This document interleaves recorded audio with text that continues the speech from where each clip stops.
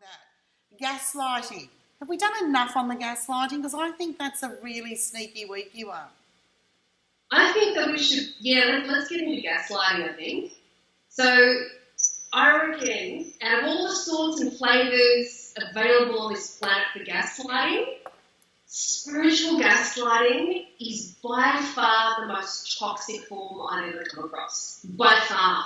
And it's astounding how prevalent it is. It's just astounding. It actually makes my blood boil when I think of how easy it just comes out of people, how easy the deflection is, how easy it is. And it just, what I can't stand about it, one of the things that I find the most horrific is that normally when people are seeking treatment or going into some spiritual experience or wanting something or a mentorship, what have you, a relationship, and so you're the most vulnerable, you're the most willing, you're the most open, you're the most wanting to kind of soak in and learn. And then when something goes off as not being real and you call them on it, then spiritual gaslighting happens. Like, you're not up to their standard, or that's your issue, you're projecting, or that's something never to do with them or to do with how you're not spiritual enough, or how it derails your gut feeling. It has the potential to really fuck you up. But usually they've got a course for that, darling. They're the ones that are selling you the course to get that gut feeling back. It just, I don't think I have enough words to describe how disgusted I am by shit like that. I know. It just goes against everything I know to be good and true and fucking honouring of everything. It's psychopathic in my opinion. Okay, fairly charged about this. Take back your power, lady. Take back your power. I just think it's psycho. It's fucking psycho, and it's really damaging. It can be very, very damaging, particularly if you're an earnest student or if you're an earnest person, really making the conscious effort to be honest, to be in integrity, to be transparent. But I always find that they're always the ones that say, I'm in integrity the loudest. I always find if someone has to tell you they're in integrity, then they usually aren't. Yeah. Yeah, isn't it the same? The ones with the closed minds are usually the ones with the open mouths. Oh, I like that. Something like that. I mean, yeah. I was just going to say self-praise is no recommendation, but I prefer yours. We can go with that. I don't know if it was understandable, but I think it is. I don't know how to make that work.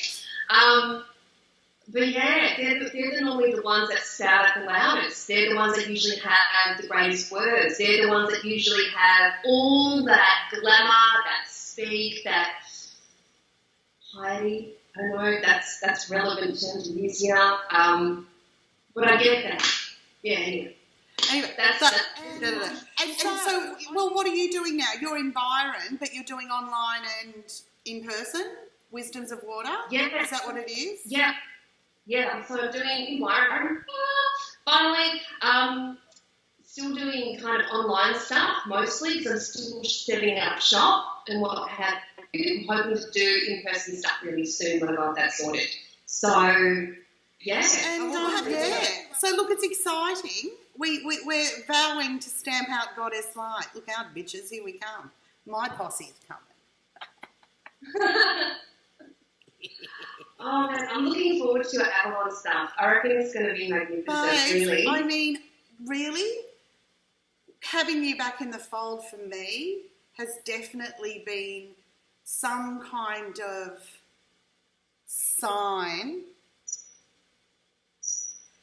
that, there's healing, that Avallon's really bringing together the true sisterhood. It's really bringing together the real. And I think it challenges people because you can't hide and you can't project and you can't gaslight. I won't fucking have it, for starters. I mean, I'm pretty lucky. I've got people around me that bitch slap me if I get a bit fucking crazy, and I can't recommend it enough. But, in experience, a good bitch slap tends to solve a lot pretty quickly. Like you mean could have cut 4 years down to about a year and a half?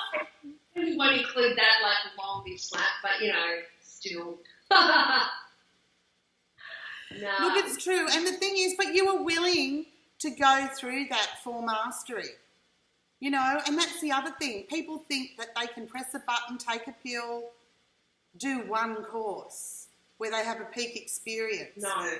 All the peak experience does is shows you what's possible. What will happen then is all the shit that was in the way of that being your normal life comes up. And if you don't have a coping mechanism, if they don't give you exercise, if you don't know how to deal with that, then you'll go out worse than you came in.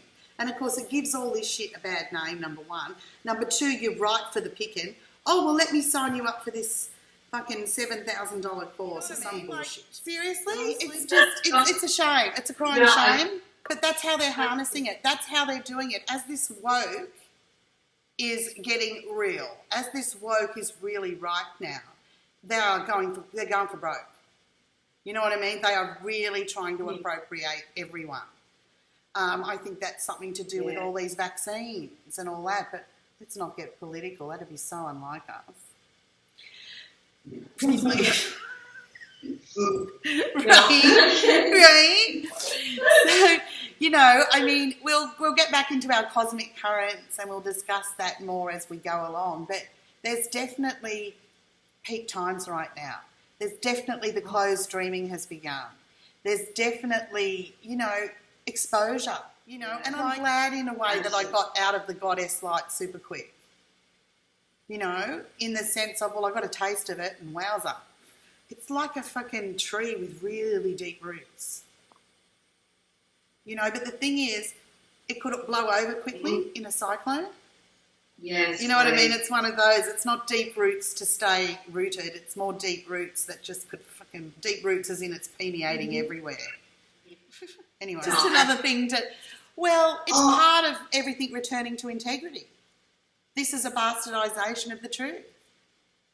Yeah, and I think that we're going to see, at least from my experiences, we're going to see a lot of exposure and we're going to see a lot of things brought to balance for a lot of people. Oh, goody. Which is a really good thing, I think.